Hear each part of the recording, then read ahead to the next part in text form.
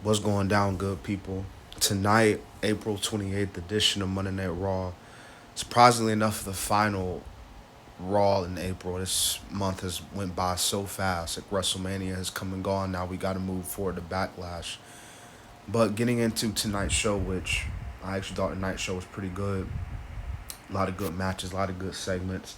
Speaking of which, as we saw at the beginning and the end of the show, Seth Rollins and Sami Zayn.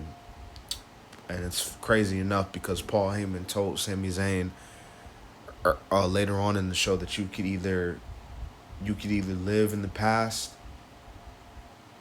No, you could either die or you could either live with the future or die in the past.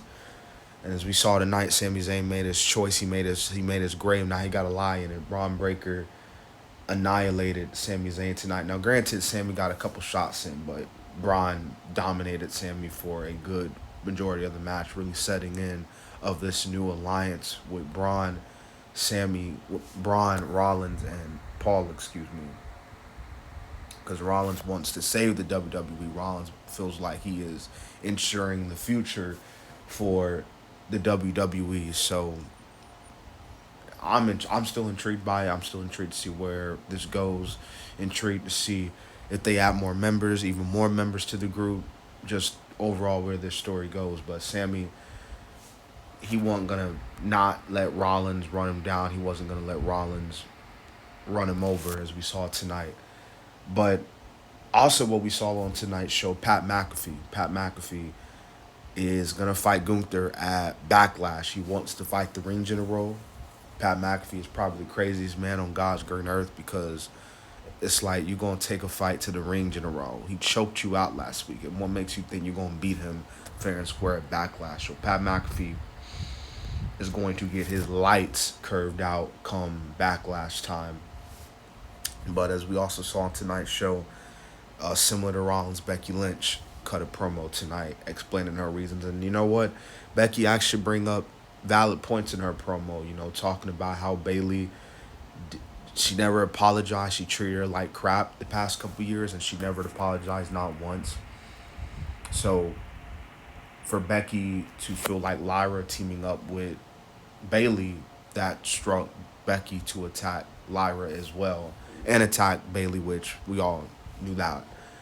But even Lyra, I thought Lyra cut a pretty solid promo tonight, and Lyra will face Becky for the title, for Lyra's title at Backlash. That should be a very very good match between both women. Looking forward to that, seeing how that plays out when we get to Backlash. But we had some good matches on this show. Like I thought Roxanne and Rhea Ripley, which it was revealed Roxanne and Julia, which is funny enough because just them two girls were beating each other's heads in a couple months ago, and now all of a sudden they buddy buddy now. But Roxanne took on Rhea. Io got involved. Julia got involved. It was a solid match. And yeah, they're establishing Roxanne and Julia as a stable or a tag team. It looks like Ivy Nile took on Stephanie Vaquer. Very good match between both women. Ivy Nile, I know she lost the match, but I thought she looked really good, despite the fact that she lost to Stephanie, and Stephanie looked good as well.